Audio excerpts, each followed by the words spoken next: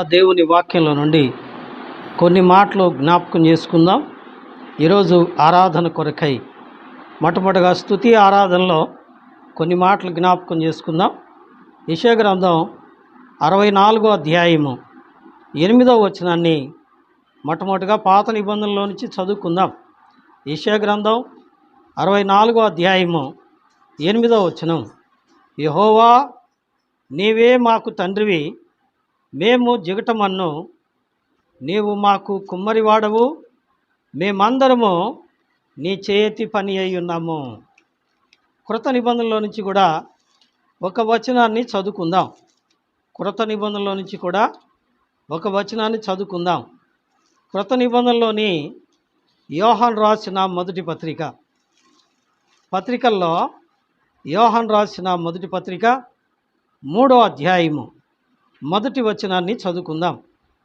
యోహాను రాసిన మొదటి పత్రిక 3వ అధ్యాయము మొదటి వచనం. మనము దేవుని పిల్లలమని పిలువబడినట్లు తండ్రి మనకెట్టి ప్రేమ అనుగ్రహించునో చూడుడి. పుట్నోట్లో ఏముందంటే మనకెట్టి ప్రేమ చూపినో చూడుడి అనుంది. కాబట్టి ఈ పూట మనం చదువుకున్న రెండు మాటలు, ఒకటి యెహోవా నీవే మాకు తండ్రివి, రెండవ మాట మనము దేవుని పిల్లలమని పిలువబడినట్లు తండ్రి మనకెట్టి ప్రేమ చూపెనో చూడండి. ప్రియులారా, ఈరోజు ఆరాధన కొరకై మనం దేవుని వాక్యంలో నుండి తండ్రి ప్రేమను గురించి జ్ఞాపకం చేసుకుందాం. ఎందుకంటే టుడే ఈజ్ ఫాదర్స్ డే కాబట్టి తండ్రిని జ్ఞాపకం చేసుకుందాం. దయచేసి చూడండి, మనము దేవుని పిల్లలమని పిలవబడినట్లు తండ్రి మనకెట్టి ప్రేమ చూపెనో చూడుడి అంటున్నాడు యోహాను గారు. ఎటువంటి ప్రేమ చూపించాడు? కానీ తండ్రి చూపించిన ప్రేమ, మనందరి పట్ల తండ్రి చూపించిన ప్రేమ. ప్రియులారా, తండ్రి ఎవరికి తండ్రి కదండి.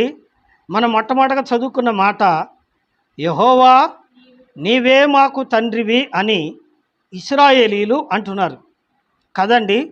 ఇశ్రాయేలీలు అంటున్నారు. ఇంకో మాట ఎఫెసీయులకు రాసిన పత్రిక 1వ అధ్యాయము 3వ వచనం మనం చదివితే అక్కడ అంటున్నాడు, మన ప్రభు అయిన యేసు క్రీస్తు యొక్క తండ్రి అయిన దేవుడు స్తుతింపబడునుగాక అంటాడు కదండి. ఎవరి తండ్రి? యేసు క్రీస్తు తండ్రి. ఎవరి తండ్రి? ఇశ్రాయేలీలకు తండ్రి. ఇప్పుడు మూడో మాట మనం చదువుకున్నాం. 1 యోహాను పత్రిక 3వ అధ్యాయము 1వ వచనంలో ఏం చదివాము? మనము దేవుని పిల్లలమని పిలవబడినట్లు తండ్రి మనకెట్టి ప్రేమ చూపెనో చూడుడి అంటున్నాడు. ఎటువంటి ప్రేమ చూపాడు కదండి. ఎవరి తండ్రి అంటే ఆయన మనకు కూడా తండ్రి కదండి. ఆయన యేసుక్రీస్తు ప్రభువారు అన్నారు, నా తండ్రియో మీ తండ్రినియో, నా దేవుడునో మీ దేవుడునో అన్నాడు. కాబట్టి ఆయన అందరికీ తండ్రి. అందుకే ప్రార్థన చేసినప్పుడు సహోదరుడు భక్సింగ్ గారు ఇలా ప్రార్థన చేసేవాడు, ఏమండి, లవింగ్ హెవెన్లీ ఫాదర్ అని ప్రార్థన చేసేవాడు. అంటే ప్రేమ గల పరలోకమందున్న మా తండ్రి అని అర్థం. ఎవరి తండ్రి? భక్సింగ్ గారికి తండ్రి. ఎవరి తండ్రి? యేసు ప్రభువుకు తండ్రి. ఎవరి తండ్రి? ఇశ్రాయేలీలకు తండ్రి. ఎవరి తండ్రి? తాము ఆయన పిల్లలమని గ్రహించిన ప్రతి ఒక్కరికి ఆయన తండ్రి అయి ఉన్నాడు. అందుకనే మేము జిగటమన్ను, నీవు కుమ్మరివాడవు, మేమందరము నీ చేతి పని అయి ఉన్నాము. కాబట్టి ఆయన సృష్టికర్త, ఆయన మన దేవుడు, ఆయన మన తండ్రి, ఆయన మనలను కని ఉన్నాడు. కాబట్టి ఈ పూట తండ్రిని గురించి కొన్ని మాటలు జ్ఞాపకం చేసుకుందాం అనుకున్నాం కదండి. కాబట్టి తండ్రి ప్రేమ. ఇప్పుడు రండి పరిశుద్ధ గ్రంథంలో నుండి ప్రియులారా, మరి లూకాసు వార్త 15వ అధ్యాయము లూకాసు వార్త 15వ అధ్యాయము మీ ముందు తీసి పెట్టుకోండి. 11వ వచనం నుండి 32వ వచనం వరకు ఒక కథ లేదా ఒక సందర్భం, ఒక ఉపమానంలాగా ప్రభువారు చెప్తూ వచ్చారు. అదేంటి? అందులో మనం ఇంతకు ముందు తప్పిపోయిన కుమారుణ్ణి మాత్రమే జ్ఞాపకం చేసుకుంటూ వచ్చాం. తప్పిపోని తండ్రి ప్రేమను గురించి ఈరోజు మనము జ్ఞాపకం చేసుకుందాం. చూడండి, అక్కడ మనం చూస్తే లూకాసు వార్త 15వ అధ్యాయము 11 నుండి 32 వచనాలు మనం చదివితే అక్కడ ఒక తండ్రి ఉన్నాడు. ఆ తండ్రికి 2 కుమారులు ఉన్నారు. ఎంతమంది చెప్పండి? 2 కుమారులు ఉన్నారు. వారిలో చిన్నవాడట తన తండ్రి యొద్దకు వచ్చి ఏమంటున్నాడండి? తండ్రి, నీ ఆస్తిలో నా భాగము నాకు పంచిపెట్టుము అన్నాడు. తండ్రి ఎదురు చెప్పలేదు. ఏమండి? ఎదురు చెప్పలేదు. ఏం చేశాడు? అతని భాగం అతనికి పంచి ఇచ్చాడు కదండి. ఇక్కడ మనకేం కనపడుతుంది? పిల్లలను ప్రేమించుటలో తప్పిపోని తండ్రి ప్రేమ. గమనించండి, పిల్లలను ప్రేమించుటలో తప్పిపోని తండ్రి ప్రేమ. అంటే ఇక్కడ మనం గమనిస్తాం, ఆస్తి ఎవరిది చెప్పండి? తండ్రిది. పంచమని ఎవరు అడుగుతున్నారు? చిన్న కొడుకు అడుగుతున్నాడు. వాస్తవంగా ఆస్తి పిల్లలకు ఎప్పుడు వస్తుంది? ఎప్పుడు పంచుకుంటారు? తండ్రి పోయిన తర్వాత కదండి. తండ్రి కూడా ఏమంటా అంటే, నా తర్వాత మీరు ఎట్టన్నా చేసుకోండిరా, నేను ఉన్నంతకాలం అంతా ఉమ్మడిగా ఉండాలా, ఎవరికేం విడగొట్టించే పని లేదు అని అంటారు కదండి. విడగొట్టించే పని లేదని నా భాగం నాకు ఇయ్యని గొడవ పెట్టుకున్నాడు. అయితే తండ్రి ప్రేమ తప్పిపోలేదు. చిన్న కుమారుడు తప్పిపోయాడు. తప్పిపోయి తండ్రిని ద్వేషించాడు. దూరంగా వెళ్ళిపోవడానికి సిద్ధపడ్డాడు. ఆస్తి అడిగాడు. తండ్రి తప్పిపోలేదు ప్రేమించట్లో. తన కుమారుడిని ప్రేమిస్తున్నాడు గనక తన కుమారుడి ప్రేమను ఏం చేయలేదు చెప్పండి? వ్యతిరేకించలేదు. తన తండ్రి కుమారుని యొక్క కోరికను వ్యతిరేకించలేదు. తండ్రి కుమారునికి ఎంత అయితే కావాలో అంతా ఏం చేశాడండి? పంచి ఇచ్చాడు. వీడు తీసుకున్నాడు, తండ్రికి దూరంగా వెళ్ళిపోయాడు. వెళ్ళిపోయి ఏం చేశాడండి? తండ్రి పంచి ఇచ్చిన ఆస్తిని ఏమండి అనేకమైన దుర్వ్యాపారముల వలన ఏం చేసుకున్నాడట? పాడు చేసుకున్నాడట. అంతా పాడు చేసుకున్నాడు, అంతా చేసుకున్నాడు. చివరికి ఏమైంది చెప్పండి? ఆ యొక్క దేశములో ఎక్కడికైతే ఈయన దూరంగా పారిపోయాడో ఆ దేశములో ఎవరు పారిపోయింది? చిన్న కుమారుడు. ఆ దేశానికి వెళ్ళాడు. అక్కడే డబ్బంతా పాడు చేసుకున్నాడు. చివరికి ఒట్టుగా మిగిలిపోయాడు. చేతిలో ఏమీ లేదు, తినడానికి తిండి కూడా లేదు. ఇప్పుడు ఆ పరిస్థితి ఎలా ఉందంటే, ఆ దేశములో ఏమొచ్చిందంట? కరువు వచ్చింది. ఏమ్మా? కరువు వచ్చింది. కరువు వచ్చేటప్పటికి ఇప్పుడు ఆ చిన్న కుమారుడు ఏం చేస్తున్నాడు చెప్పండి? ఒక పందుల మేపే వాని దగ్గర పనికి కుదిరాడు. ఎక్కడ చెప్పండి? పందుల్ని మేపే వాని దగ్గర. ఎవరితనో? ఒక గొప్ప యజమానుడి కొడుకు. ఈ యజమానుడి కొడుకు ఇప్పుడు ఎక్కడున్నాడు చెప్పండి? పందుల్ని మేపుకుంటున్నాడు. పందులను మేపుకుంటూ ఇప్పుడు అతని పరిస్థితి ఏమైపోయిందంటే, తినడానికి ఆహారము దొరకని పరిస్థితి. అందుకని ఏం చేశాడు? పందుల పొట్టు తిందామని ప్రయత్నము చేశాడు. కానీ చివరికి అది కూడా దొరకలేదు. అక్కడ రాయబడి ఉంది అదే, చివరికి అది కూడా దొరకలేదు. ఇప్పుడు అతడు ఇబ్బంది పడసాగెను. ఏమండి? ఏం చేశాడట? ఇబ్బంది పడసాగెను. మొట్టమొదటిగా ప్రేమించుటలో తప్పిపోని తండ్రి. ఈ తండ్రి ప్రేమ తప్పిపోలేదు. ఎప్పుడు తప్పిపోలేదు? కుమారుడు తన మాట విన్నంతసేపు ప్రేమిస్తారు కొంతమంది. ఏమండి? కుమారుడు మాట వినకపోతే ఏం చేస్తారు చెప్పండి? కోప్పడతారా? కోప్పడరా? కోప్పడతారు. ఏకంగా ఇతను ఏం చేశాడు? నీ దగ్గర నేను ఉన్నాను, నీ పెత్తనం నాకు వద్దు, నీ మాట నేను విన్నో, నా ఆస్తి నాకు వంచి. ఎక్కడి నుంచి వచ్చింది నీకు ఆస్తి? తండ్రి లేకపోతే ఆస్తి వస్తుందా? ఏమండి, ఆ మాట అడిగాడు ఆ తండ్రి. ఎంత మంచి తండ్రో చూడండి. ఏమండి, ఇటువంటి తండ్రులు భూలోకంలో ఉంటారంటారా? ఏమండి, పంచుతారా? అడగంగానే ఎత్తకపోయా, నీకు కావాల్సినంత మూట కట్టుకొని ఎత్తకపోయి నీ ఇష్టం వచ్చినట్టు చేసుకో అనే తండ్రులు ఎవరైనా ఉన్నారండి? లేదు. ఈ తండ్రి ప్రేమించుటలో తప్పిపోని తండ్రి. కుమారుడైతే ప్రేమించటంలో తప్పిపోయాడు, కుమారుడైతే తండ్రిని గౌరవించటంలో తప్పిపోయాడు. కానీ తండ్రి తప్పిపోలేదు. ప్రేమించాడు గనక అతను అడిగింది అతనికి ఇచ్చాడు.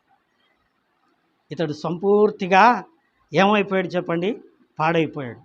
ఇప్పుడు కొంతమంది అంటారు, ఆ తండ్రి కరెక్ట్గా మంచిగా అతన్ని పెంచుంటే, ఏమండి ఈ మాట వచ్చుద్దా రాదా? ఆ తండ్రి సరిగ్గా కనుక పెంచుంటే వాడు అట్ట తయారయ్యేవాడు కాదండి అనేవాళ్ళు లేరా అండి? ఉంటారు కదా.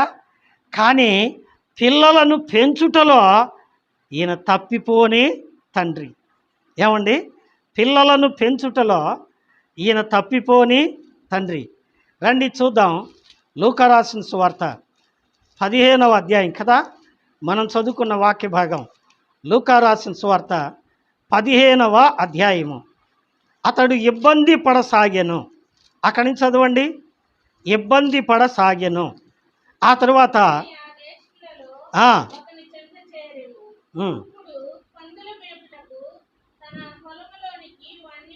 17వ వచనం. అయితే బుద్ధి వచ్చినప్పుడు వాడు నా తండ్రి యొద్ద ఎంతోమంది కూలివాండ్రకు అన్నము సమృద్ధిగా ఉంది, నేనైతే ఇక్కడ ఆకలికి చచ్చిపోతున్నాను. నేను లేచి నా తండ్రి యొద్దకు వెళ్ళి, ఒకటి, తండ్రి నేను పరలోకమునకును విరోధముగాను నీ ఎదుటను పాపము చేసి తిని. చాలండి. ఏమనుకుంటున్నాడు? నా తండ్రి ఇంట పనివారు సైతం మంచి ఆహారము తింటారు, కానీ ఇక్కడ నాకు తినటానికి ఆహారమే లేదు. కాబట్టి నేను లేచి నా తండ్రి దగ్గరికి వెళ్తే తంతాడేమో. ఏమండి, అనుకుంటారా అనుకోరా?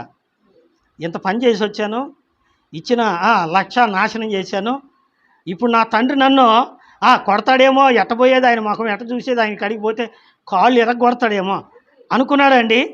అనుకోలే. ఎందుకు అనుకోలేదు? బిడ్డలను అలా ప్రేమించాడు ఆ తండ్రి. ఏనాడు కూడా వారిని హింసించిన వాడు కాదు. రెండవది, అతను అన్న మాట మీరు బాగా గమనించాలి.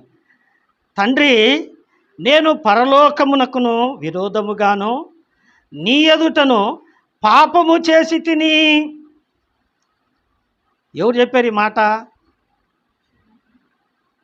ఈ మాట ఎవరు చెప్పారు? చిన్న కుమారుడు. చిన్న కుమారుడికి ఎట్ట తెలుసు? ఏమండి, చిన్న కుమారుడికి ఎట్ట తెలుసు? తండ్రి నేర్పితేనేగా. ఏమండి, తండ్రి నేర్పబట్టే ఏమంటున్నాడు? నేను పరలోకమునకును విరోధముగాను నీ ఎదుటను నేను పొరపాటు చేశాను. ఏమండి, ముందైతే మూర్ఖత్వం కొద్దీ, మొండితనం కొద్దీ అది తప్పని అర్థం కాల. ఎందుకంటే దుష్ట సాంగత్యము మంచి నడవడిని ఏం చేసిద్దంట? చెరిపేసిద్దంట. కాబట్టి తండ్రి మంచితనాన్ని మరచిపోయి ఏం చేశాడు చెప్పండి? తొందరపడ్డాడు కదండి. ఇప్పుడు అతనికి ఏమండి ఇబ్బంది వచ్చినప్పుడు తండ్రి నేర్పించిన మాటలు జ్ఞాపకం చేసుకున్నాడు. నా తండ్రి ఏనాడైనా నన్ను తిట్టాడా? లేదే. కొట్టాడా? లేదే. కోపడ్డా? లేదే. తండ్రి నాకు నేర్పించాడు. ఏమని? మనము దేవునికి వ్యతిరేకంగా పొరపాటు చేయకూడదయ్యా, తల్లిదండ్రులను గౌరవించాలయ్యా, పెద్దలను గౌరవించాలి నేర్పాడు నా తండ్రి. కానీ నేనే మాట వినలేదు.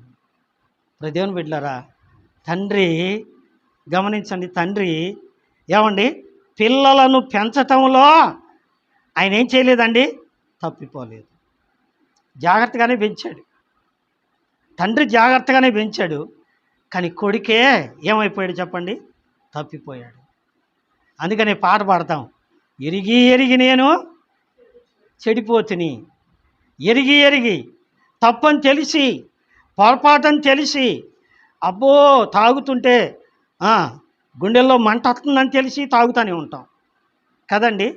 అది తాగుతుంటే లివర్ చెడిపోద్దని తెలిసి మరీ తాగుతూ ఉంటాం. ఒరే తాగకూడదురా, తప్పురా, చేయకూడదురా, తప్పురా, తండ్రి చెప్పలేదా? చెప్పాడు. చెప్పినా చేస్తున్నామంటే ఎంత మొండోళమో, ఎంత మూర్ఖులమో కదండి. మర్యాదగా ఉండాలి, పెద్దలకు లోబడి ఉండాలి, విధేయత కలిగి ఉండాలి, మంచితనం కలిగి ఉండాలి. ఏమండి, ఎంత వాక్యం చెప్పినా వినని మూర్ఖులు కదండి. నిజమే, దేవునికి స్తోత్రం. అలాగైతే కుమారుడు తప్పిపోయాడేమో, కానీ తండ్రి తన పిల్లలను పెంచుటలో తప్పిపోలేదు. ఏమండి, తప్పిపోలేదు. మూడో మాట, ఆ తండ్రి కుమారుడి కోసం ఏం చేస్తున్నాడట? ఏమండి, ఏం చేస్తున్నాడట? చూడండి, 19-20 వచనాలు చదువుతున్నాను. ఇక మీదట నీ కుమారుడనని పిలిపించుకొనుటకు యోగ్యుడను కాను, నన్ను నీ కూలివానిలో ఒకనిగా పెట్టుకొనుమని అతనితో చెప్పుదుననుకొని లేచి తండ్రి యొద్దకు వచ్చెను. వాడు ఇంకా దూరముగా ఉన్నప్పుడు, ఏమండి, అంటే ఈయన ఏడున్నాడు? ఏమండి, వాడు ఇంకా దూరంగా ఉన్నాడు. వాడు వస్తున్నాడన్న సంగతి ఈయనకేం తెలుసు? పోయాడు దరిద్రుడు. ఏనాడు నా మాట ఇన్లా, ఏనాడు నాకు లోబడలా, ఏనాడు నేను చెప్పినట్టు ఇన్లా, ఈ మూర్ఖుడు పోతే పోయాడు, దరిద్రం వదిలిపోయింది అనుకున్నాడా ఈ తండ్రి? అనుకోలేదండి. ఈ పరలోకపు తండ్రి నీవు నేను నశించుట ఇష్టం లేక ఏం చేశాడండి? ఏ ఒక్కరూ నశించుట నాకు ఇష్టము లేదు, అందరూ అంతటను మారు మనసు పొందాలని ప్రేమించాడట యేసయ్య. అందుకనే లూకాసు వార్త 19 అధ్యాయాలు చదువుతాం. నశించిన దానిని వెదకి రక్షించుటకు మనిషి కుమారుడి లోకమునకు వచ్చెను. ఏమండి, ఆయన దూరంగా నిలబడి ఎదురు చూస్తున్నాడు. కొడుకైతే పోయాడు, డబ్బులన్నీ మూట కట్టుకొని పోయాడు, ఎంతమందిని కారులో ఎక్కించుకొని పోయాడో, ఎంతమంది ఫ్రెండ్స్ని తీసుకెళ్ళారో, ఎంతమందికి తాపిచ్చాడో, ఎంతమంది తాగిచ్చాడో, ఎంతమందితో కలిసి తాగాడో, అంతా నాశనం అయిపోయింది. ఇప్పుడు వస్తున్నాడు. వస్తాడని ఎవరికి తెలుసు చెప్పండి? తండ్రికి తెలుసు. అందుకే తండ్రి ఏం చేస్తున్నాడు? మేడ మీద నుంచొని ఎదురు చూస్తూ ఉన్నాడు. నా కొడుకు వస్తాడు. నిరీక్షణ కలిగిన తండ్రి. ఎందుకంటే కొడుకుకు సాతాను బట్టి మూర్ఖుడైనా కానీ కొడుకు స్వభావం ఏంటో ఆయనకి తెలుసు. ఎందుకంటే కొడుకుని పెంచిన తండ్రి గనక ఆయన పెంపకం మీద ఆయనకి నమ్మకమో ఉంది. అందుకనే వాడి కొరకు ఎదురు చూస్తున్నాడు, నిరీక్షిస్తూ ఉన్నాడు. ఎలాగండి? లోబడనెల్లని ప్రజల వైపు. యెషయా గ్రంథం 65 అధ్యాయము కదండి. యెషయా గ్రంథం 65 అధ్యాయంలో మనం చదువుతాం. ఏమండి? లోబడనల్లని ప్రజల వైపు దినమెల్లా నా చేతులు చాపి పిలుస్తున్నాను అంటున్నాడు కదండి. పిలుస్తున్నాను. మత్తయి సువార్త 11 అధ్యాయం 28వ వచనం, నన్ను పిలిచింది ఈ వాక్యమే, ప్రయాసపడి భారం మోసుకొనుచున్న సమస్త జనులారా నా యొద్దకు రండి. లోబడిన వారిని పిలుస్తున్నాడు. ఏమండి? భారం మోసే వాళ్ళని పిలుస్తున్నారు.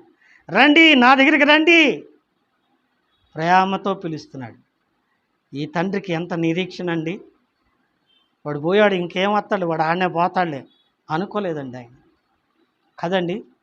మనం నశించుట ఆయనకి ఇష్టం లేదు గనక మనల్ని ప్రేమించిన తండ్రి మనం తప్పిపోయినా సరే, పొరపాటు చేసినా సరే, పాపం చేసినా సరే, ఆయన్ని దూషించినా సరే, ఆయన్ని వదిలేసి వెళ్ళిపోయినా కానీ ఈ తండ్రి ఏం చేస్తున్నాడు చెప్పండి? ఏం చేస్తున్నాడు? ఏమండి? ఎదురు చూస్తూ ఉన్నాడు, కనిపెట్టుకొని ఉన్నాడు. ఏమండి? నా యొద్దకు వచ్చి వారిని నేను ఎంత మాత్రమో త్రోసివేయను. వాడు ఇంకా దూరముగా ఉండగానే వస్తున్నాడని ఎవరన్నా చెప్పారని ఉందా అండి ఆడ? లేదు. దూరంగా ఉండంగానే చూశాడు. ఎవరా వస్తుంది? ఎట్టున్నాడు చెప్పండి? పోయేటప్పుడు మహారాజాలు పోయాడు. గెడ్డాలు చేసుకొని పెద్ద పెద్ద మీసాలు పెట్టుకొని బెమ్మానం వంటి సిలుకు సొక్కాలు వేసుకొని బూటు సూటు వేసుకొని టాకు అంటూ ఎగురుతా పోయినాడు. ఇప్పుడు ఎట్టొస్తున్నాడు చెప్పండి? గెడ్డాలు పెరిగి మీసాలు పెరిగి, ఏమండి, కట్టుకోవడానికి గుడ్డలు లేవు, తినడానికి తిండి లేదు, దవళ్ళ బొక్కి దవళ్ళు పడిపోయినాయి, కళ్ళు లోపలికి పోయినాయి, ఊగిలాడుకుంటా వస్తున్నాడు. వణుకుతా వస్తున్నాడు. ఎందుకని? మా నాన్న రానిడో, మా నాన్న ఏమంటాడో, కోప్పడతాడో, తండించుకుంటాలే కదండి. నిజమేనండి? అందుకని అంటున్నాడు, నేను నీకు కుమారుడను అని అనిపించుటకు నేను యోగ్యుడే కాదు. ఏమండి, అనుకుంటా వస్తున్నాడు. అల్లంత దూరాన్ని ఉండగానే చూశాడు ఆ తండ్రి. చూసి ఏం చేశాడు చెప్పండి? మేడ దిగాడు, పరిగెత్తాడు, పోయి వాని మేడ మీద పడి ఏం చేస్తున్నాడట? ముద్దు పెట్టుకుంటున్నాడు. తప్పిపోయింది కుమారుడే, కానీ తండ్రి ప్రేమ ఏం కాలేదు చెప్పండి? తప్పిపోలేదు. అందుకనే మనము దేవుని పిల్లలమని పిలవబడునట్లు ఆ అర్హత మనకు దొరికేటట్టు తండ్రి మనకెట్టి ప్రేమ చూపెనో చూడండి.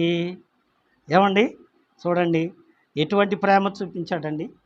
నిరీక్షించటంలో తప్పిపోని తండ్రి. ఇక మూడోది ఏంటి చెప్పండి?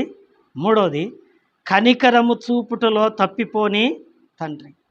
ఏమండి, కనికరించటంలో తప్పిపోని తండ్రి. ఇప్పుడు రండి, వాడు ఇంకా దూరముగా ఉన్నప్పుడు తండ్రి వాని చూచి కనికరపడి, రా, ఎన్ని మాటలు అన్నావురా, ఎంత ఎదురు తిరిగావురా. ఏమండి, అడిగితే భయపడతారు. ఒకవేళ అడగకపోతే వాడికి మేమంటే భయం లేవయా. ఏమండి, లెక్కలేదు లేవయా, కుక్కలబడి ఉంటాడు వాడు, అంతే కదండి. నిజమే. కానీ ఈ తండ్రి అలా అడిగాడా అండి? అడగలా. ఎప్పుడు కుమారుడు ఎనికి తిరిగి వస్తున్నాడో ఏం పడ్డాడు చెప్పండి? కనికర పడ్డాడు. కనికరము గల తండ్రి, కనికరించటంలో తప్పిపోని తండ్రి. ఇప్పుడు దేవుని బిడ్డలారా, ఇప్పుడు మనం కొన్ని వాక్యాలు చదవాలి. కొన్ని వాక్యాలు. మొదటి యోహాను పత్రిక 4వ అధ్యాయము 9వ వచనం. మొదటి యోహాను పత్రిక అండి.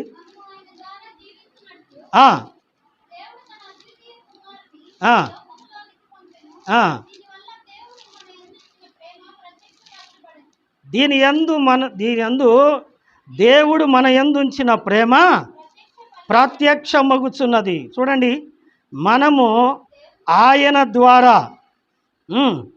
జీవించున్నట్లు కదండి.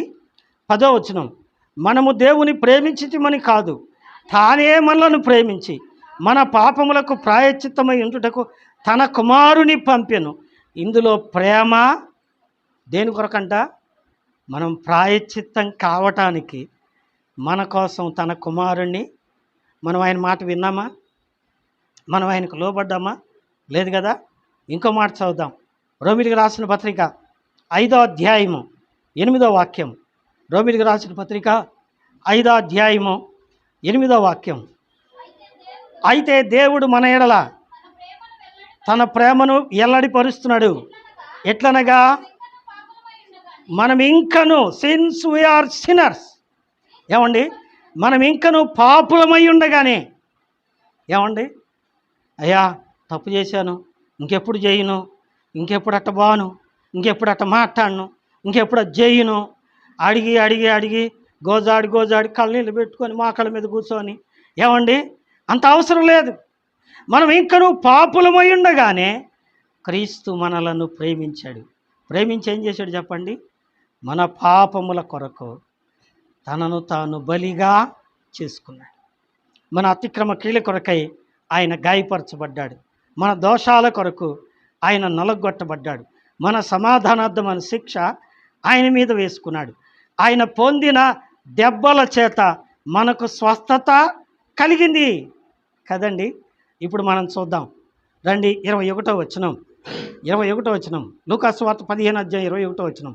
అప్పుడు ఆ కుమారుడు అతనితో, తండ్రి, నేను పరలోకమునకు విరోధముగాను నీ ఎదుటను పాపము చేసి తిని, ఇక మీదట నీ కుమారుడునని అనిపించుటకు యోగ్యుడునను కానెనను. అయితే తండ్రి, తన దాసులను చూసి.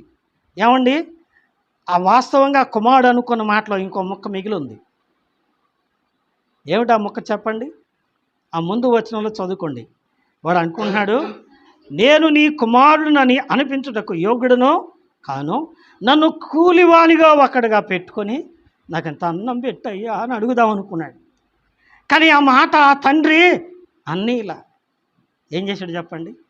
ప్రేమగల తండ్రి, కనికరం గల తండ్రి.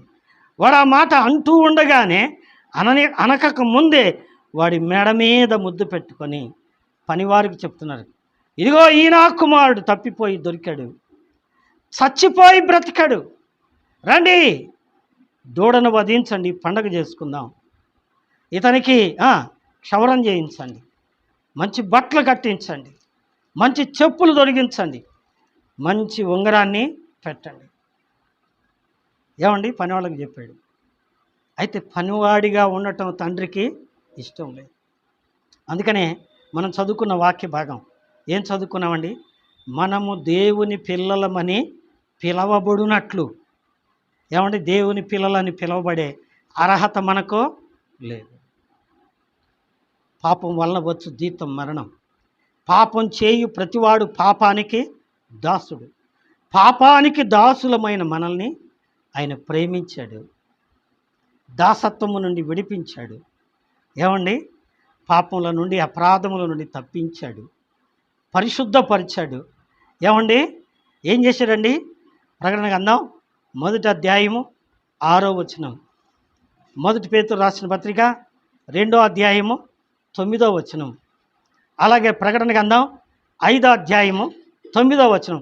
ఈ 3 వచనాలు మనం చదివితే, మనలను ప్రేమించుచు తన రక్తము వలన మన పాపముల నుండి మనలను కడిగాడు, మనలను విడిపించాడు. విడిపించి ఏం చేశాడండి? ఒక మూల పడిసావు, ఎప్పుడైనా అతను చేసావా అనలేదు ఆయన. ఏం చేశాడండి? తన తండ్రికి ఒక రాజ్యముగాను, రాజులుగాను, యాజకులుగాను, సొత్తైన ప్రజలుగాను ఆయన చేశాడు. ఏమండి, తప్పిపోయిన కుమారుడే కానీ తప్పిపోయిన తండ్రి అయినా కాదు. తప్పిపోని తండ్రి ప్రేమ ఇది, తప్పిపోని తండ్రి ప్రేమ. ఏమండి, చివరి మాట, ఈ మాట చెప్పుకొని మనం ముగించుకుందాం, ఇప్పుడు చాలా సమయం అయింది. చివరి మాట ఏం జరిగిందండి? ఇది ఇలా జరుగుతూ ఉంది కదండి. ఆ కుమారుడు చనిపోయి బ్రతికాడు, తప్పిపోయి దొరికాడు. 24, 25 వచనాలు మీ తర్వాత చదువుకోండి. 26వ వచనం. ఏమండి, 25, 26 వచనాలు చదువుకుంటే, అప్పుడు అతని పెద్ద కుమారుడు పొలములో ఉండెను. వాడు పొలము నుండి వచ్చుచు ఇంటికి దగ్గరకు రాగా వాయిద్యములు నాట్యములను జరుగుట విని దాసుల్లో ఒకరిని పిలిచి ఇదేంటి అని అడగగా, ఆ దాసుడు అతనితో, నీ తమ్ముడు వచ్చినాడు, అతడు తన యొద్ద సురక్షితముగా వచ్చినందున నీ తండ్రి క్రొవ్విన దూడను వధించెను. అయితే అతడు కోపపడి లోపలికి వెళ్ళనొల్లకపోయాను గనుక అతని తండ్రి వెలుపలికి వచ్చి లోపలికి రమ్మని ఏం చేశాడు? బ్రతిలాడుకున్నాడు. చిన్న కుమారుడు కోసం ఎదురు చూశాడు, వచ్చాడు, పండగ చేసుకుంటున్నాడు. పెద్ద కుమారుడికి ఏమొచ్చింది చెప్పండి? పెద్ద కుమారుడికి ఏమొచ్చింది? పోయినోడు పోయేందుకు కూడా కాకుండా ఎన్ని పనులు చేశాడు, ఎంత డబ్బు నాశనం చేశాడు. వాడినైతే ఓటేసుకున్నాడు, నన్నైతే పట్టించుకోడు కదండి. కానీ ఆ తండ్రి ప్రేమలో ఏం లేదండి, వ్యత్యాసమో లేదు. ఏమండి, వ్యత్యాసము లేని ప్రేమ, పక్షపాతము లేని ప్రేమ. ఏ ప్రేమ అండి? తప్పిపోని తండ్రి ప్రేమ. అందుకనే ఆయన దిగి బయటికి వచ్చి, ఇడాన్ని వచ్చినాడు, నేను రాను ఇంట్లోకే, ఆయన చేసే పనులన్నీ ఇట్లా ఉండయి, నేను రాను. ఈ నేరుగా బయటకు వచ్చాడు. బయటకు వచ్చి ఏం చేస్తున్నాడు చెప్పండి? ఎవరా రానున్నావంట, మొత్తం ఆస్తి వాడికి ఇస్తా, ఏం అడక్క తింటావా అని అన్నాడండి. అనలా. ఏం చేశాడండి? కుమారుడు రమ్మని ఏం చేస్తున్నాడంట? బతిమలాడుతున్నాడు. చిన్న కుమారుడు కోసం ప్రేమగా చూశాడు. పెద్ద కుమారుని కూడా ఏం చేస్తున్నాడు చెప్పండి? బతిమలాడుకుంటున్నాడు. అంటే ఈయన ప్రేమ పెద్ద కుమారుడి మీద ఎలా ఉందో చిన్న కుమారుడి మీద కూడా అలాగే ఉంది. కానీ కుమారుల ప్రేమ తప్పిపోతున్నాయి, కానీ తండ్రి ప్రేమ తప్పిపోని ప్రేమ. ఇదే యేసయ్య ప్రేమ. ఇదే యేసయ్య ప్రేమ. దేవుని ప్రేమ తప్పిపోయేది కాదు. నీవు నేను ఆయన మాట విన్నా వినకపోయినా, ఆయనకు లోబడినా లోబడికపోయినా, ఆయన్ని ప్రేమించినా ప్రేమించకపోయినా, ఏమండి, పాపులను రక్షించడానికి లోకానికి నేను వచ్చాను అన్నాడు. నేను పాపులను పిలవ వచ్చితిని కానీ నీతిమంతులను పిలవ రాలేదు అన్నాడు. ఏమండి, పాపులను రక్షించడానికి తన ప్రాణం పెట్టాడు. వారు ఇంకా పాపులై ఉండగానే ప్రాణం పెట్టాడు, రక్తం చిందించాడు, అందరినీ ప్రేమించాడు. ఇది తప్పిపోని తండ్రి ప్రేమ. ఈ కోణంలో ఎప్పుడైనా ధ్యానం చేశారా? ఏమండి, తప్పిపోయిన కుమారుడు మనం, తప్పిపోని తండ్రి యేసయ్య. ఆయన మనలో ఎవరి మీద ప్రేమ చూపించకుండా ఉండలేదు. ఆయన ప్రేమలో తప్పిపోలేదు, ఆయన పెంపకంలో తప్పిపోలేదు, ఆయన నిరీక్షించటంలో తప్పిపోలేదు, ఆయన కనికరము చూపించట్లో తప్పిపోలేదు. ఆయన ఏమండి వాక్యంలో ఉంది, పక్షపాతము చూపించి తప్పిపోలేదు. ఏమండి, పెద్ద కుమారుని ఎలా చూశాడో చిన్న కుమారుని అలాగే చూశాడు. అందుకే ఏమండి వాక్యంలో మనం చూద్దాం, 103వ కీర్తన 13వ వాక్యం. ఏమండి, తండ్రి తన కుమారుల ఎడల జాలిపడినట్లు యెహోవా మన అందరి ఎడల ఏం చేస్తాడట? జాలి పడతాడట. తప్పిపోయిన కుమారులను ప్రేమించిన దేవుడు, పాపాత్ములైన నిన్ను నన్ను ప్రేమించిన దేవుడు.